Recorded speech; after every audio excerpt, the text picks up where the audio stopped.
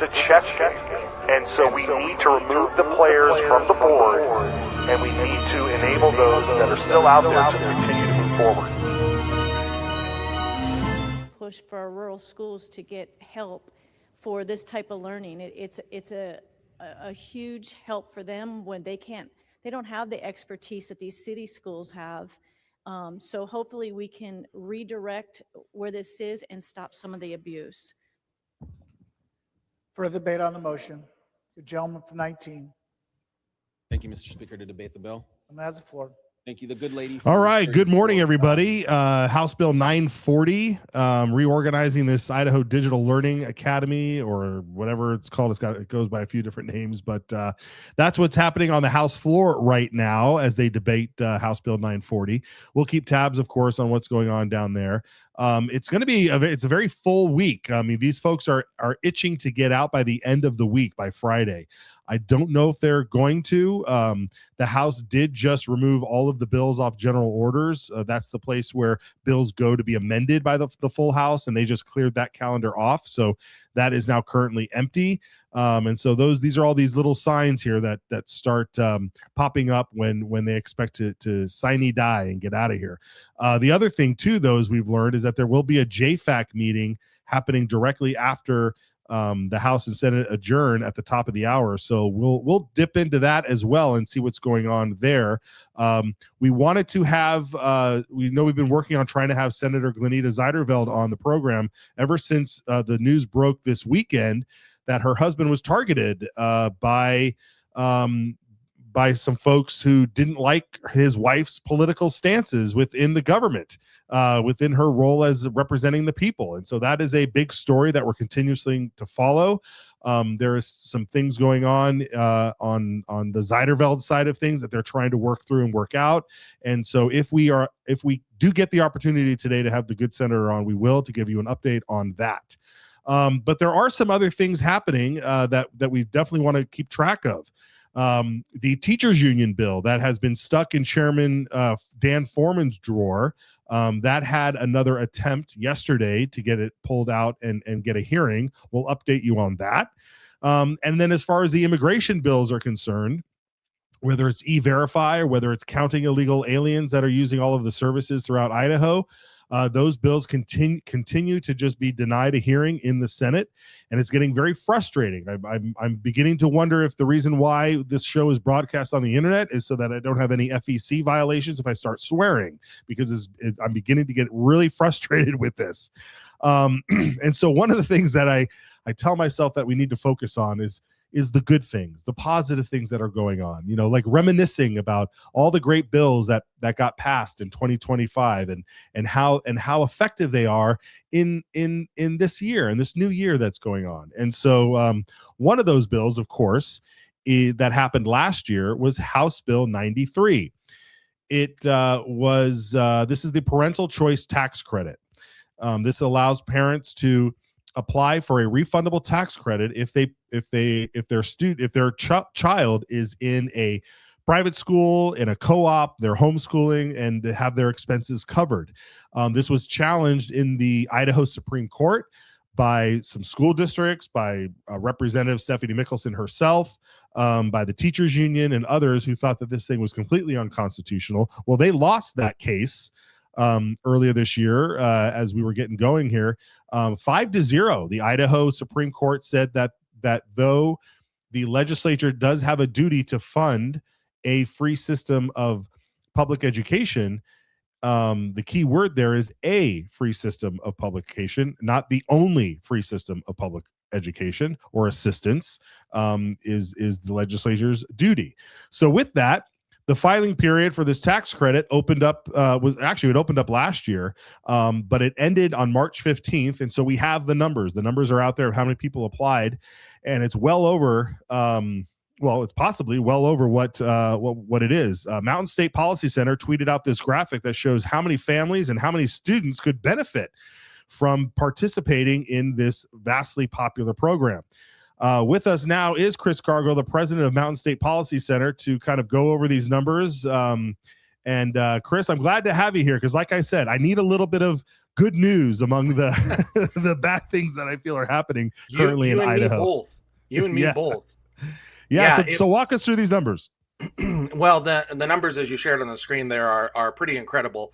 6,069 families, totaling 13,568 students. I think that's well above what anybody was anticipating was going to happen with this particular program.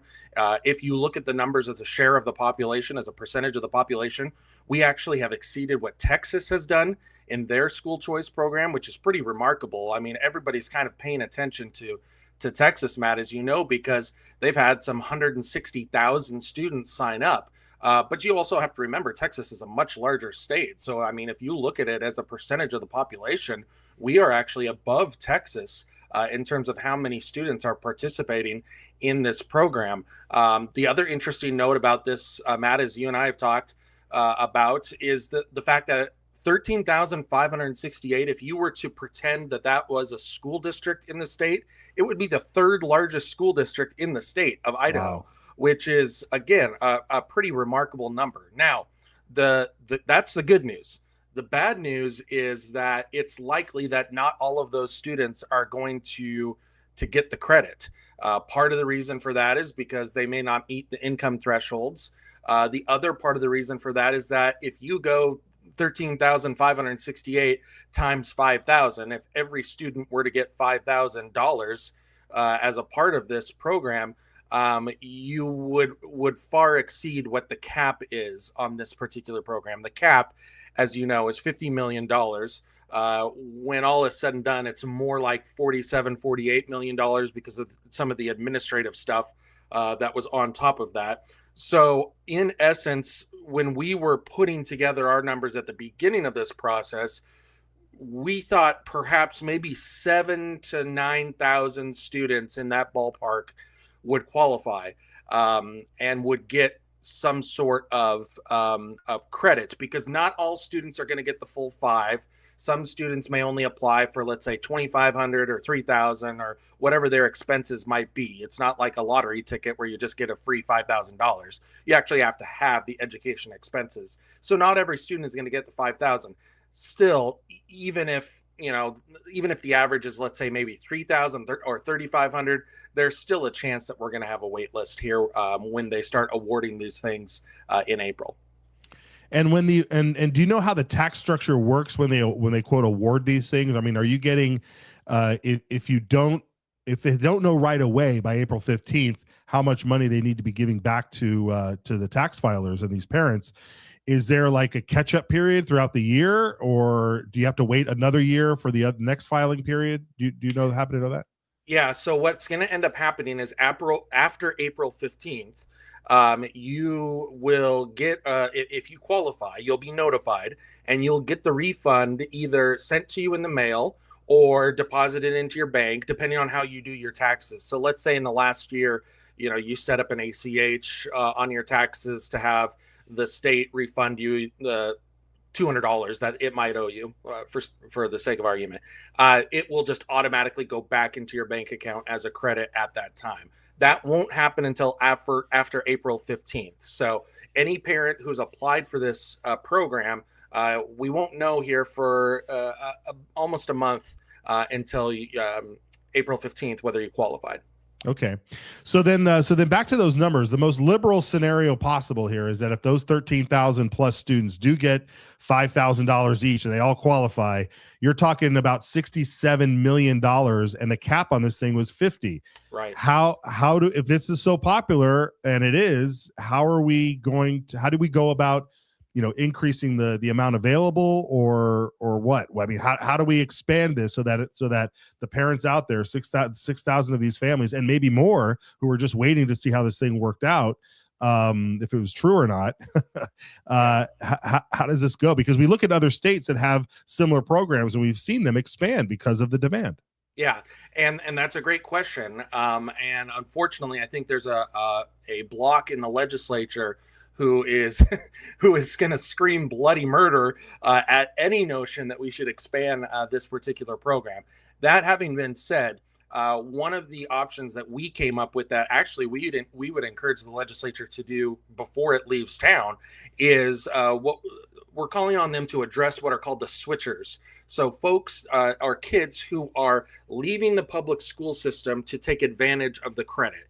And the reason we're specifically targeting or zeroing in on those students is because those students are actually saving the state money. So if you're in a private school situation right now and you signed up for the credits, or you have a child coming into the school system and you signed up for a credit, that's not really saving the state money because you were already doing that before this was put into place.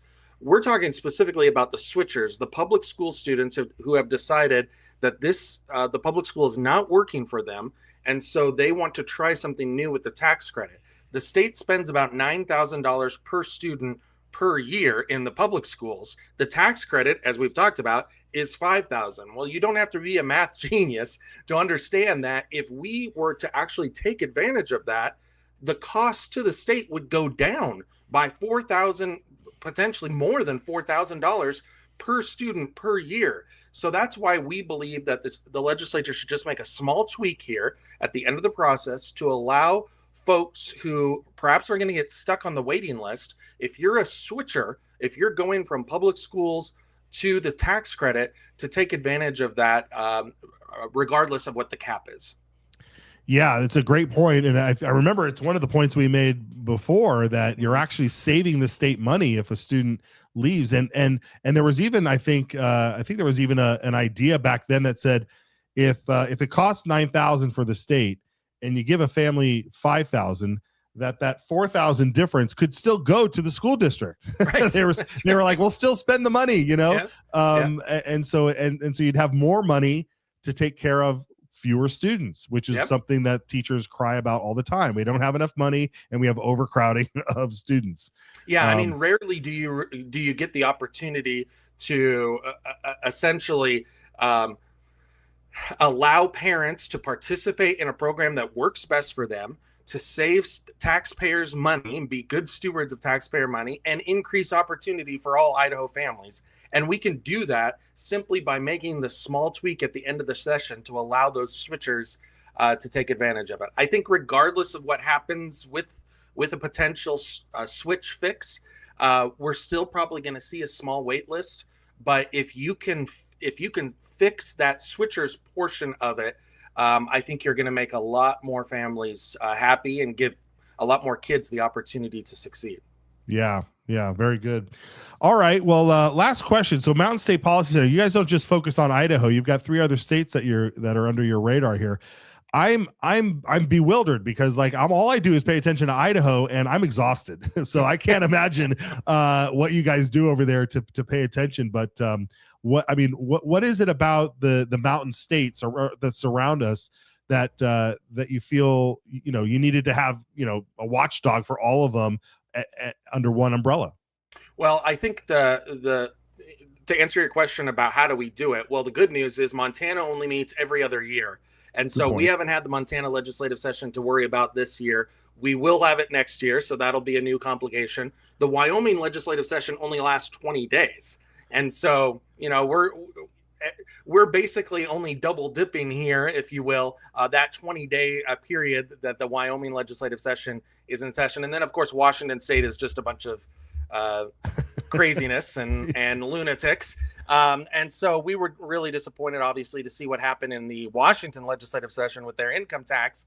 At the same time, we're based in Idaho, so we really feel like Idaho could take advantage of the craziness that's going on in Washington. And for a lot of those high income earners who are looking for states with lower income taxes, here we are, Idaho, Wyoming, Montana, come on over. Yeah. Don't bring your politics, but come on over, bring your money. Yes, there is a disclaimer to that for sure. Yeah. All right, Chris. Well, thanks again for joining us. I really appreciate it. Great job this year on a lot of the other stuff that you've been involved in down at the legislature here, and we really appreciate it. We'll see you next time. My pleasure. Thanks, Matt. All right, take care. All right, guys. That's some good news. So we're going to keep tabs on that. Some great ideas. I mean, this program, he said, what is it? If this was its own school district, it would be the 3rd largest school district in the state of Idaho, which just goes to show how much demand there is for a program like this. And I got to tell you, just anecdotally, we got a few friends that are in the private school business, and they just, I mean, all of a sudden they're just like, oh my God, there's so many parents that want to send their children to our school. We're overwhelmed with applications and so forth, and hoping that they can get the tax credit, which is just so good for the state of Idaho and our children. I mean, when we see the amount of things that go on inside these public schools, like it is almost a duty of the legislature, not just to to provide an education for K through 12, but to make sure that it's safe. I mean, that is the overarching compelling interest here. And there's been a lot of problems. There's a lot of huge problems in our public school system. And so having this off ramp here is a tremendous value. Okay, let's see what's going on. Down on the floor. It looks like Representative Monica Church, the Democrat from a prestigious Idaho family. She is a church. That's a church family there. They are still debating House Bill 940, and they are actually going around in a second time, I'm being told. And some of the arguments are still moving along here.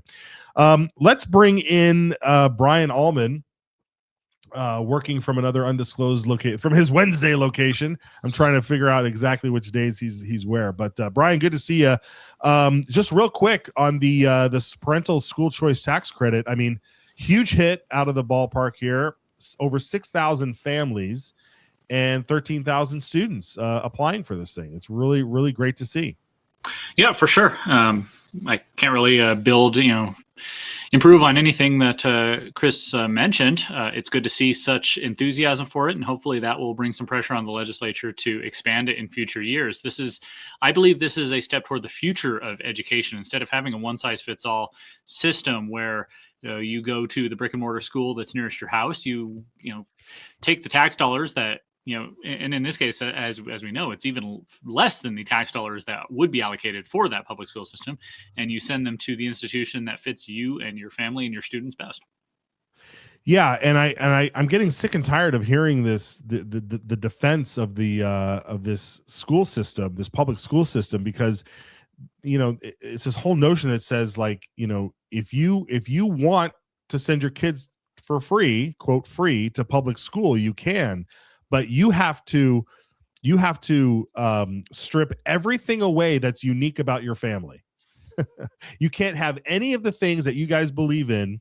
You can't have any of that stuff permeate. We're not going to teach any of it. We're not going to do any. In fact, we're going to be hostile towards any of the things that might be in your family life, in your community's life.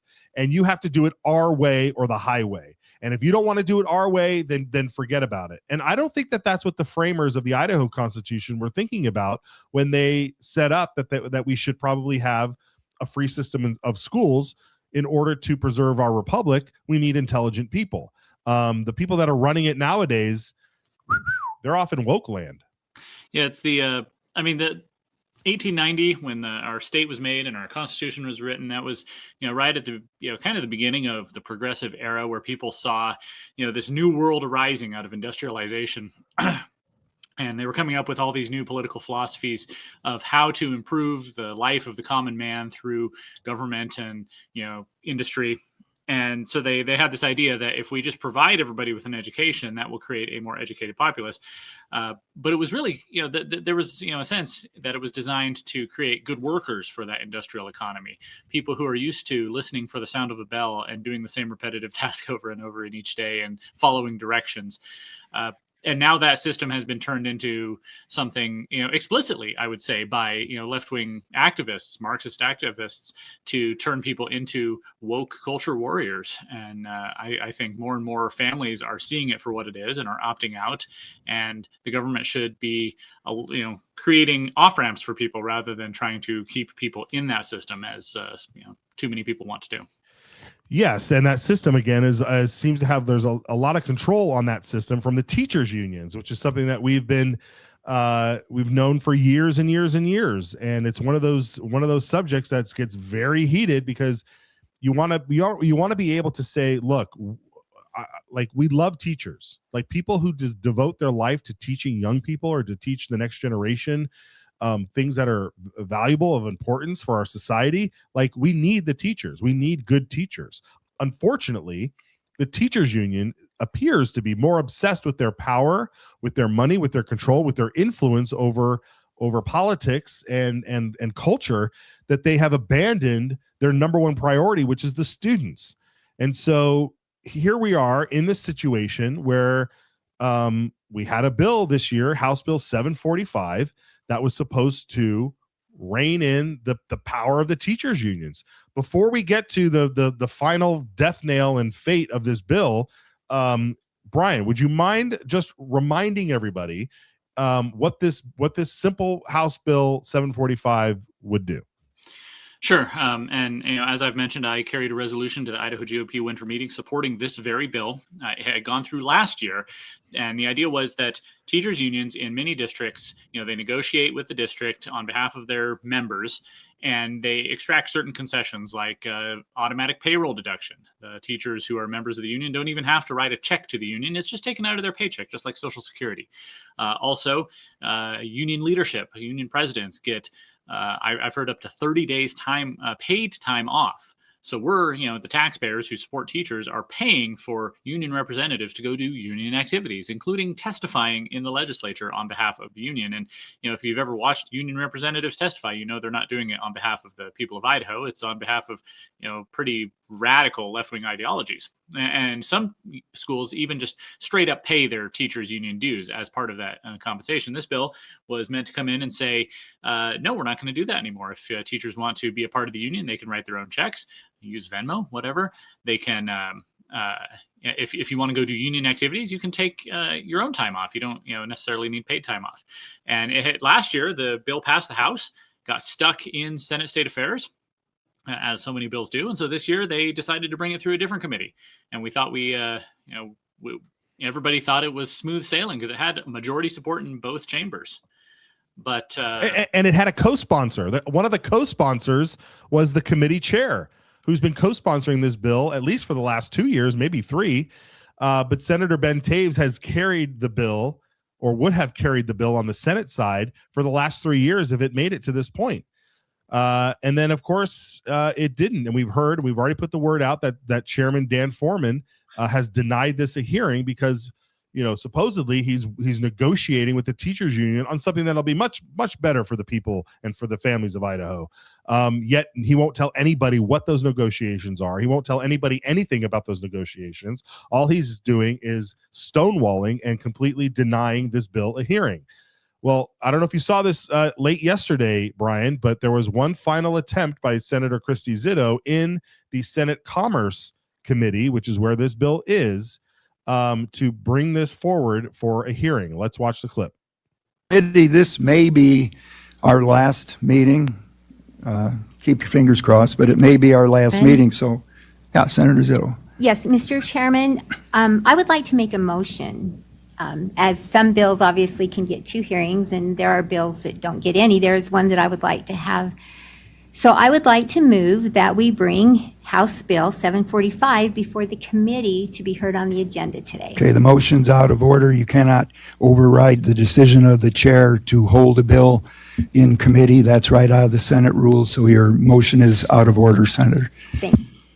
This could be our last committee hearing, so thank you to the committee for all the hard work, and a special thanks to our super secretary for 14 years of outstanding service. This may be her last. He just moves on and then adjourns the meeting, Brian. One final attempt to bring that before the meeting. You're somewhat familiar with the rules of order, depending upon what committees can and can't do and such. And you and I were talking earlier a little bit about that motion by Zito to try and get that bill a hearing. How did you see that playing out? So I'm not an expert on Mason's Manual of Legislative Procedure, which is the parliamentary rules that they use in the legislature, but I've done some reading. And as I understand it, a member of the committee can move to bring a bill that's not on the agenda and put it on the agenda. However, when the chair ruled it out of order, there is a Senate rule, because each chamber has its own list of rules that supersede Mason's. It has a rule that says the decisions of the chair in committee cannot be appealed. So once the chair says this is out of order, if when I'm chairing, say, a meeting of the District 14 Republicans, if I make a ruling and we operate under Robert's rules, which is slightly different. If I make a ruling and the body decides they don't like the way I ruled it, if I rule a motion out of order, the body can say, I appeal the ruling of the chair, and it actually goes before the body, and the body can overrule me as the chair. But it looks like he can't do that in Senate committees. So he just declared it out of order, and that's the end. You cannot do anything else. Had he let the motion proceed, it's possible the committee could have voted to hear the bill, but as the chair, he has a lot of power. So that appears to be the end, unless he comes up, on the last day of the session with some magical bill that he's been working on. It looks like this is dead for yet another year. Well, yeah, that begs the next question. So what's the big negotiation? I mean, how long does it take to negotiate something in a bill? I mean, we've seen bills get rewritten right before our eyes. We've seen bills go from house to house and get amended through orders and come back the other round. We've seen bills get vetoed by the governor, and then within 48 hours, it's passed both chambers and the governor has signed it. So I don't know what kind of negotiations need to be happening between little old Idaho and little old teachers union that require this much attention and this much back and forth. I mean, is there immediate? We have no idea what's going on. And or whether or not that negotiation was supposed to finish this year. So we're just bewildered by it. I'm just bewildered by it, Brian. Yeah, and same here. When I first heard that he wasn't going to hear it, and that he was, he was telling people that there was some secret plan he was working on that was going to be really great, but he couldn't talk about it. I was skeptical, but hey, he's a longtime conservative. He's retired military.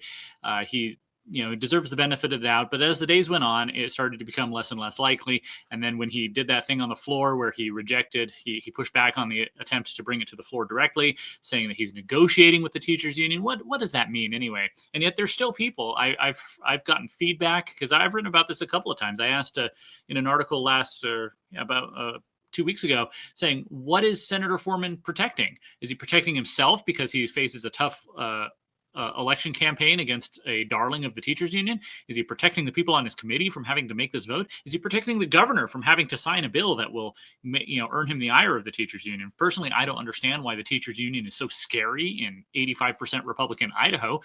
They should be completely marginalized.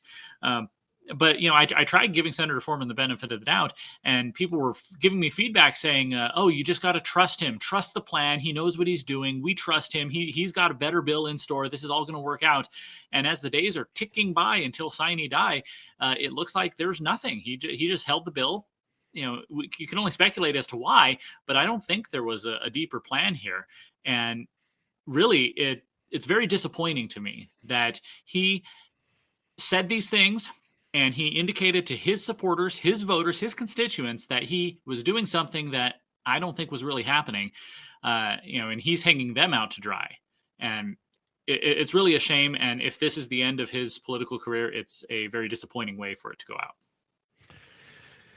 Yeah, you're right.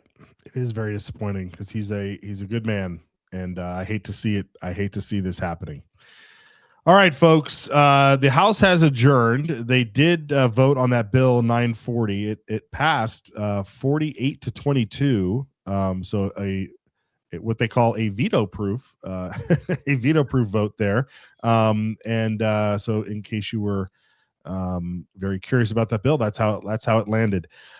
We do understand that JFAC is scheduled to convene the Joint Finance Appropriations Committee at 12 o'clock Boise time. So we're going to take a break. We'll check in on there and see if anything is happening. And if not, we'll talk about other things with Brian Allman. Stay with us, folks. We'll be right back. It's our job to maintain the proper role of government and what we were tasked to do. The dictionary defines a pledge as something that you give as a sign that you'll keep a promise. As Idahoans, that's what we're looking for in our elected leaders. A sign that they'll keep their word. Talk is cheap, and so are political promises, hidden agendas, and special interests. This is why we created the Citizens Alliance of Idaho Pledge. affirming the values Idahoans have been living by for over 100 years, inspired by the only two documents everyone has agreed to live by. So when an Idaho legislator signs our pledge, inviting voters to publicly hold them accountable, that's what we call political integrity. The pledge restores trust and honesty between voters and their legislators. It means protecting our shared values and ensuring your voice is heard in Boise. And that is priceless. Thank your legislator for having the political courage to sign the Citizens Alliance of Idaho pledge. And if they haven't, it's time to ask why.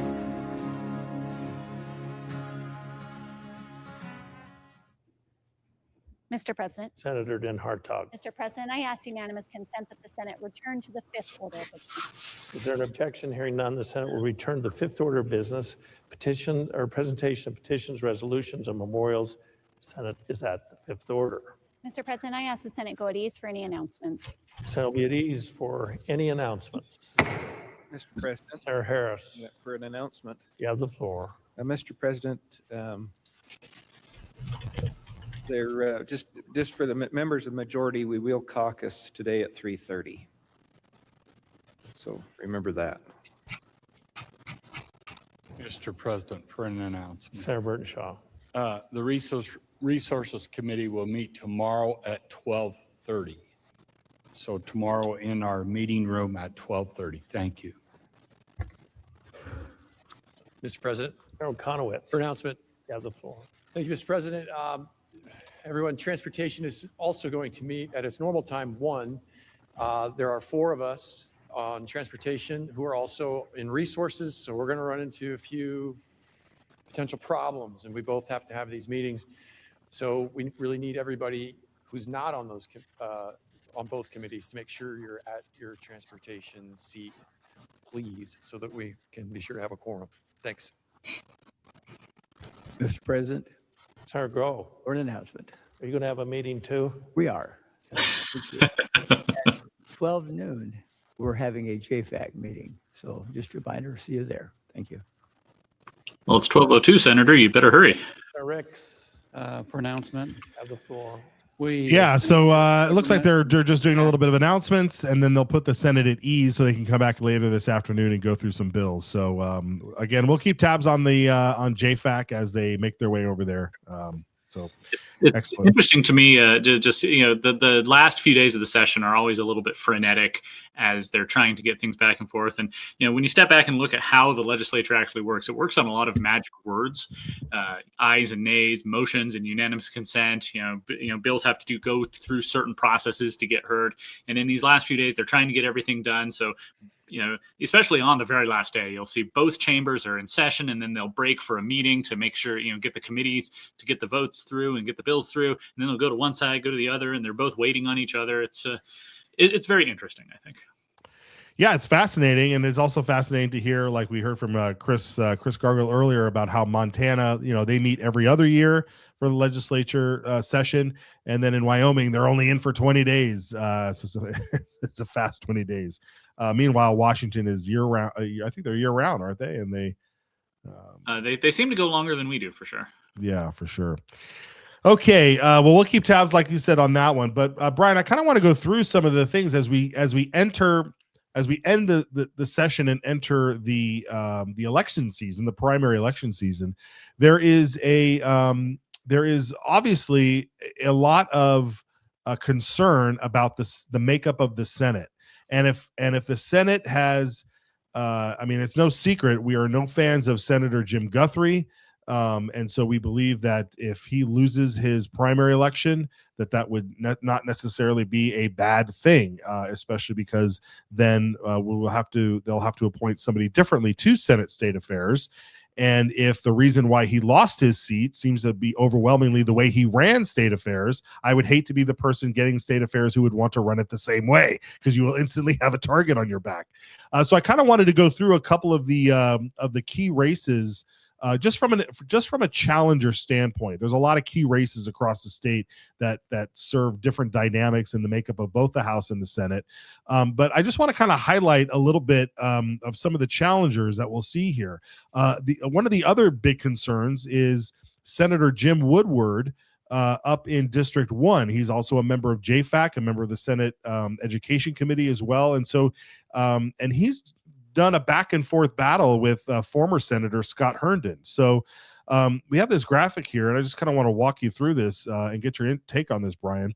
So like we said, Scott Herndon is a former state senator. He served 2 years in the legislature, 2023 and the 2024 session. He is a pledge signer who left in good standing.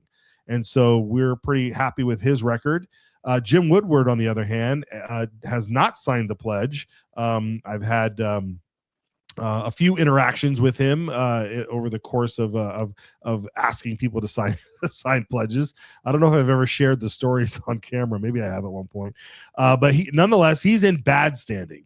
And so our whole mission at Citizens Alliance is to replace bad standing legislators with good standing ones, or people who are willing to sign the pledge. And so this is a race here up in District 1, that's Bonner and Boundary counties, that is very much on our radar. In fact, last session, when Woodward won, it was one of the highest, if not the highest, cost of a campaign on both sides for a Senate seat. Isn't that right, Brian? Yeah, I think for the last two elections, when Herndon won in 2022 and then when Woodward won in 2024, I think in both cases it was the highest spending race, more than many other races in the state combined. A lot of money flowing through Bonner County. Yeah, and just knowing and watching Scott Herndon during his time in the Senate, I just see this as a huge upgrade for Second Amendment rights, for life issues, privacy issues, property rights issues, lowering taxes. I mean, the guy is just he's always on fire with these issues. Yeah, and the other thing, there's a lot of conservatives out there, and a lot of folks who vote really well, but there's a smaller group that not only vote well but are extremely effective. And I found Scott Herndon to be very effective in his 2 years in the legislature. He was able to get a lot of bills through the process to the governor's desk, and even the ones he was not able to get through, he was audacious. He kept going. He kept trying. He's extremely engaging speaker. He's able to work with a lot of people and get things done. And I think we've as good of a session as last year was, and obviously this year's been a little more frustrating. We've certainly missed Herndon in the Senate. Yeah, absolutely, absolutely. But he's been very busy behind the scenes. He's posting a lot on X, talking about a lot of the bills that he did help work on or help officiate. He's also the chairman of the Bonner County Republican Central Committee. So there is, and he doesn't he chair one of the committees, the subcommittees on the state level. Yeah, he's also the Region 1 chair, which puts him on the state party executive board, and he was the chair of the I believe it was the resolutions committee at the winter and summer meetings. So he ensures that those resolutions that are brought by the grassroots get properly debated and passed up to the body as a whole. Right. I want to talk a little bit about, I don't want to move on from this quite yet, because we do have some news that we just want to share out of transparency for a lot of folks, because it just so happens that up in that part of the world, there's a lot of the big problem with this Democrat crossover, where Democrats cross over into the Republican primary and vote the least conservative candidate that they can find in the Republican primary to suit their ideological and their agendas. So, Brian, I mean, this isn't a secret. We've seen them talk about it in op-eds and in online, where it's like, oh, I used to I had to vote Republican today so I could defeat the extremist. But this is a huge problem up in District 1. How do you think we kind of overcome that scenario up there? Well, in this case, you're right. It's out in the open. It's in public. In 2024, Jim Woodward campaigned to Democrats. He went to Democrat events and told the Democrats to come vote in the primary. And that's, he only won by a very small amount. It was just enough to tip the scales. So you've got to get actual Republicans, actual conservatives out to vote. I think there's a lot of people out there who are registered or maybe not even registered. They just live there and they don't really pay attention to politics. They don't think their vote counts for whatever reason. And we need to convince them otherwise. Tell them, getting out on May 19th, it's a Tuesday in May. If you don't want to do it during the day, you can do it during the evening. The polls close at 8 o'clock. You can vote early. You can vote by mail. There's no excuse not to vote, but too many conservative Republicans do not get out there and vote. And if they did, I think it would reshape the state. So it's just a matter of getting the message out to those people, reaching them, knocking on their doors, which I know Citizens Alliance is so great at, reaching them with that message that your vote does count. You are a part of this and you need to step up. Yeah, and guys in the booth, I'm about to send you a graphic here that I need people to understand the dynamics of what's going on in District 1. So I don't know if you'd call this a bombshell. It's sort of been trickulating out there in the ether, and but we have the receipts for this, because when we talk about how Jim Woodward tends to cater towards the Democrats for his support, it's no wonder then that in 2023, and I'm going to send this over to you guys so you can throw it up on the screen, and throw up the first image first when you get it loaded up. But in 2023, there is something called the Idaho Democratic Legislative Campaign Committee, and it's chaired by Melissa Wintrow. And this is a campaign financial disclosure report. You can see there that the committee's name is the Idaho Democratic Legislative Campaign Committee. And this was back in, like I said, this is their 2023 annual report. And during that year, they had a significant donation of $2,600. Go ahead and throw up the next graphic, guys. $2,600 from a one James Woodward, with a $2,600 donation to the Idaho Democratic Legislative Campaign Committee. This is all public information, folks.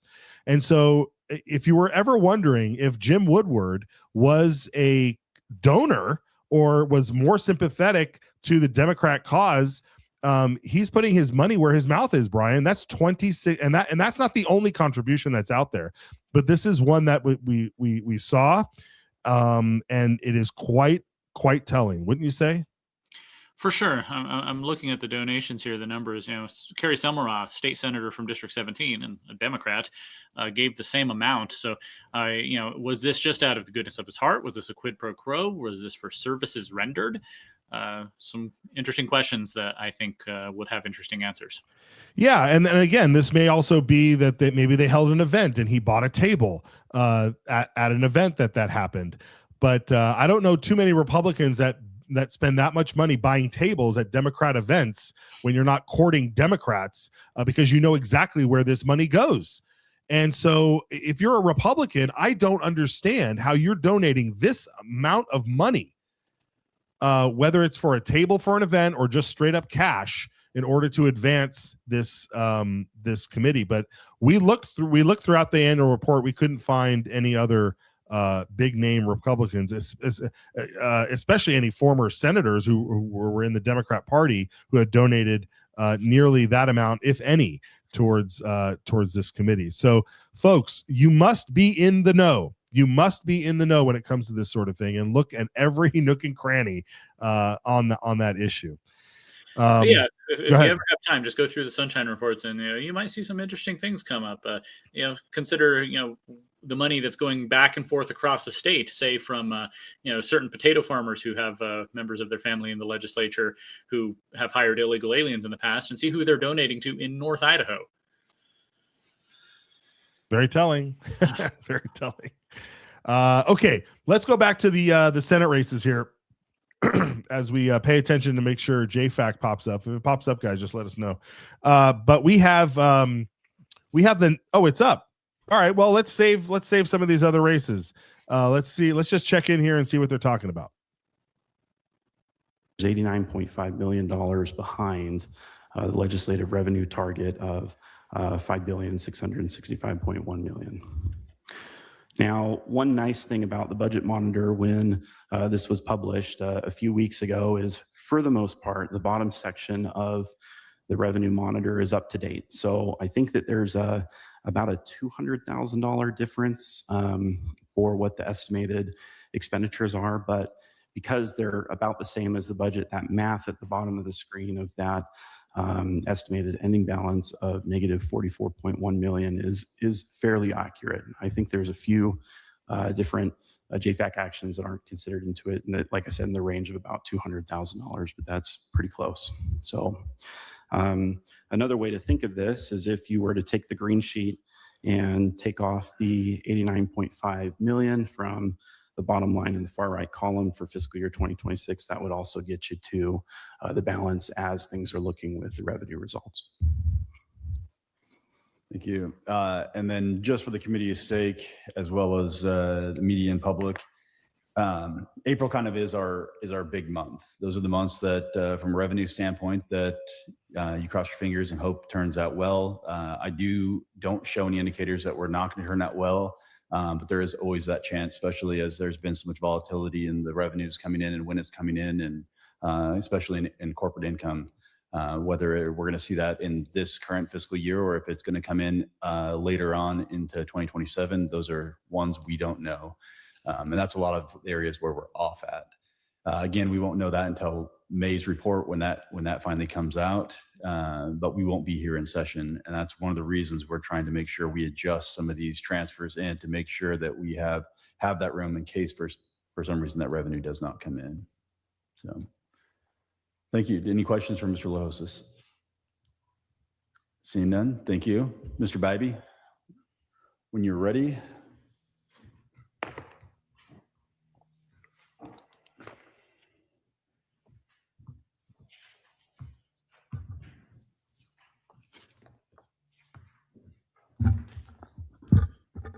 Thank you, Mr. Chairman. I'm assuming that was a rhetorical question. I'm Keith Bybee. I'm the Manager of Budget and Policy Analysis Division for Legislative Services Office. Okay, we're back to the packet. And as I already walked through the information, I think the packet is properly before the committee, and I'm ready for motions or respond to any questions. But we're at number 1 and on the screen in front of you.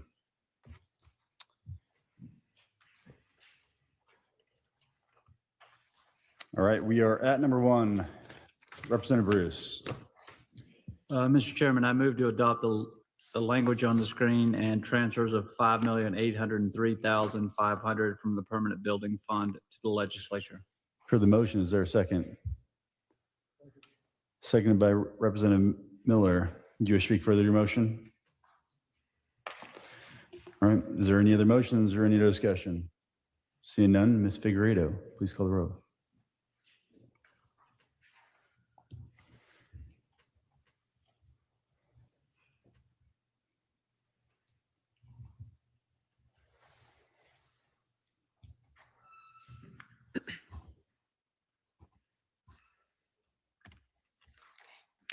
Senator Grow. Aye.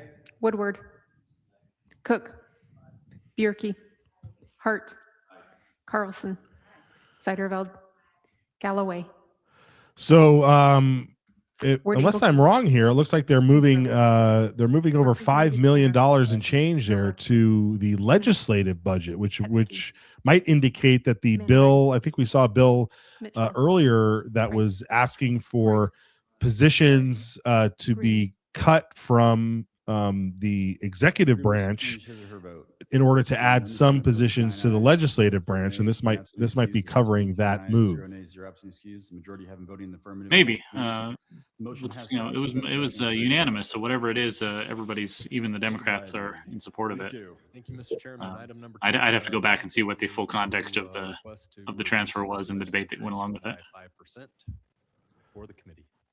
This seems to be just the last minute before the adjournment, moving money around to make sure that the budgets are all balanced and the numbers all come out right. Yep. Let's look at this one. General fund transfer to the legislative account by 5% in fiscal year 2027. Heard the motion. Is there a second? Second by, we'll go with Representative Miller. Do you wish to speak further to your motion? Well, we got two. He went a split second before she did. Do you speak further to your motion? Is there any other motions? Any other questions? Senator Winthrop. Thank you, Mr. Chair. I appreciate this motion because this is really demonstrating that the legislature needs to tighten its belt too, along with everybody else. There's still some funding out there in a legal defense fund of $1.9 million that we probably should look at as well, but this is a good start to ensure that we are also demonstrating a little belt tightening in this crisis. Thank you for your comment. Any further comments or motions? Hearing none. Ms. Figueredo, please call the roll. Chairman, just clear, I believe it was a unanimous consent request. You are 100% correct. Did you unanimous consent? Oh, okay. So there was unanimous consent. Are there objections? Hearing none, so ordered. I apologize. Thank you for that clarification. Okay, Mr. Chairman and members of the committee, we're on to item number 3, a cash transfer from the Idaho Broadband Fund. Mr. Bybee, just 1 second. On that one, are we good with a unanimous consent on that one when we are doing transfer? On number two. Mr. Chairman, thank you for that question. Because there isn't an expenditure of money that's happening there, it is directing the pro tem and the speaker to reduce the amount transferred by a letter. So okay, UC's okay on that. All right. We'll make sure we clarify. Okay, number 3. As I was saying, magic words. Thank you, Mr. Chairman. Item number 3 is a cash transfer from the Idaho Broadband Fund to the general fund in fiscal year 2026. I'd be happy to answer any questions. Any motions or questions? Representative Mitchell, or Miller, I apologize. I move appropriation and transfer of $13 million from the Idaho Broadband Fund to the general fund for fiscal year 2026. For the motion, is there a second? Second by Representative Bruce. Do you speak further to your motion? Supposedly not. Any other further motions or questions? Hearing none, Ms. Figueredo, please call the roll.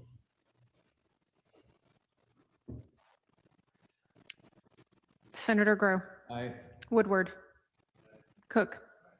Bierke. Hart. Carlson. Seiderveld. Ward Engel King. Wintrow. Representative Tanner. Aye. Miller. Furness.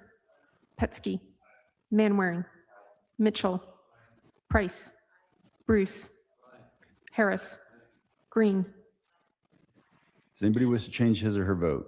Let me just say, I wish every committee had nays, the one absent, same excuse. The House setup voted 10 for ayes, 0 roll nays, call 0 votes. absent, excuse. The majority have been voting in the affirmative. It's very convenient to be able to see who voted which way on the original motion, the substitute motion, the amended substitute motion. If you're recording it, you can take screenshots. If you have it muted in the background, you can still see who's voting how and what they're voting on. I've kind of made a little spreadsheet to do it myself for committee votes, just unofficially for my own purposes, but it is very convenient. I wish every committee did it this way. Motion's in order. Yes, it is. But when you're dealing with millions of our dollars, I think this is probably the reason why they have implemented that. So yeah, this is the end of the year cash transfers that they do, where they're moving money over to cover all of the different appropriation bills that they passed and so forth. So we will let them do their business on here as we continue to look ahead for what's next. I believe later today, Brian, in the Senate, they're going to be voting on House Bill 822.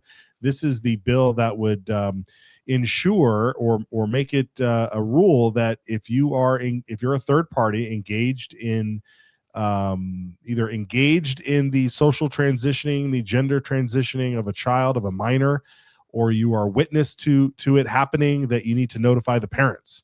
I don't want to be tied to that exact language, but that's sort of the sentiment of the bill. It's obviously gotten a lot of attention in the House and in the Senate. It passed the Senate, and it will be voted on it passed the Senate committee, and it'll be voted on the floor, I believe, later today. So we'll definitely be keeping tabs on that.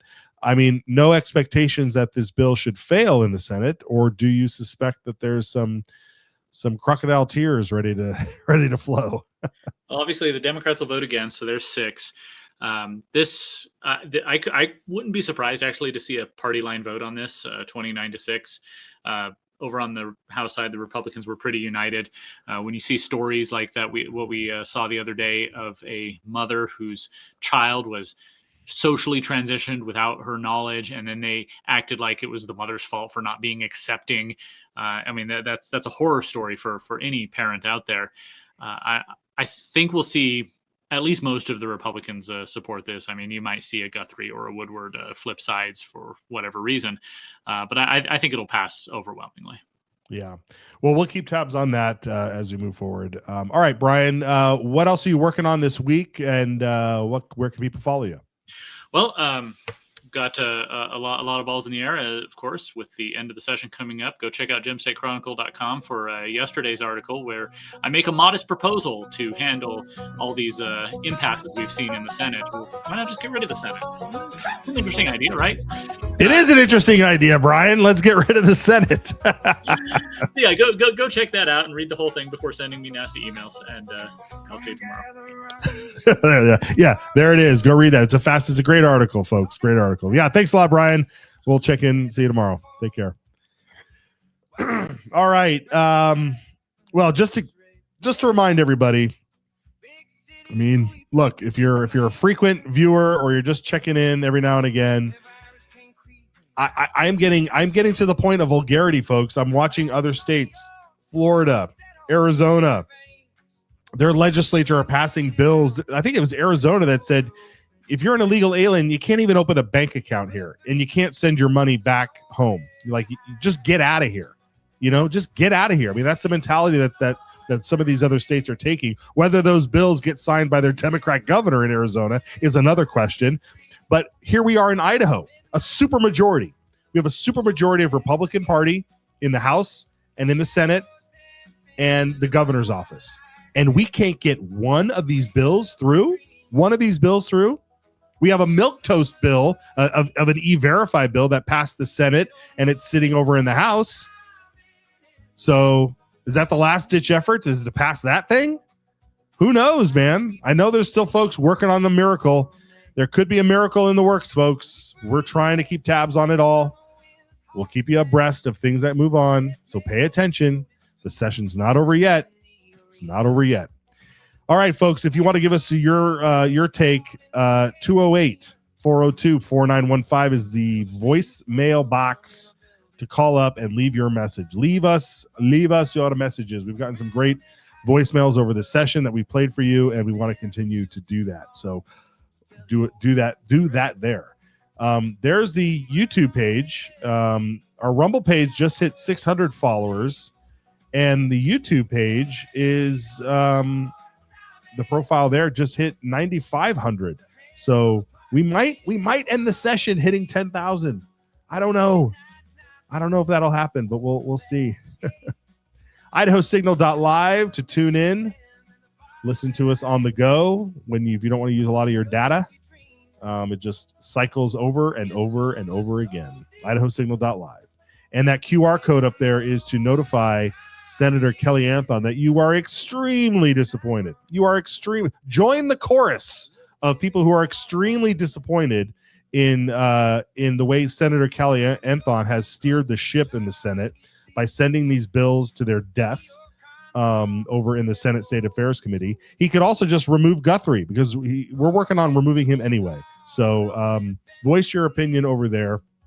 He has to hear from you, folks. He has to hear from you. And I'm getting word too that he's hearing from a lot of folks much more influential than I outside of Idaho. He's hearing it from all sides, but the most important person he needs to hear it from is you, the constituents of Idaho. Let him know right now. Call, voice your frustration with the way he's led the Senate, and to get these bills, the teachers union bill, the immigration bills, to be stuck in these committees. An absolute atrocious. Maybe there's a miracle in the works. We'll see. We don't know. All right, folks, we will check back in with you. You need to check back in with us tomorrow, and we'll have another great show for you and some great guests. We'll see you then. Big moves of Dario, that's the star choice. But you fiddle in silence, ignoring the voice. Oh, they don't know what time it is. The hands on the clock spinning wild and free. Midnight's knocking, the wolves at the gate. Shadows dancing in the fight I take. Wake up, you dreamer, from your slumber so deep. They don't know what time it is, and the night runs deep. So blow your horns out in the gathering storm.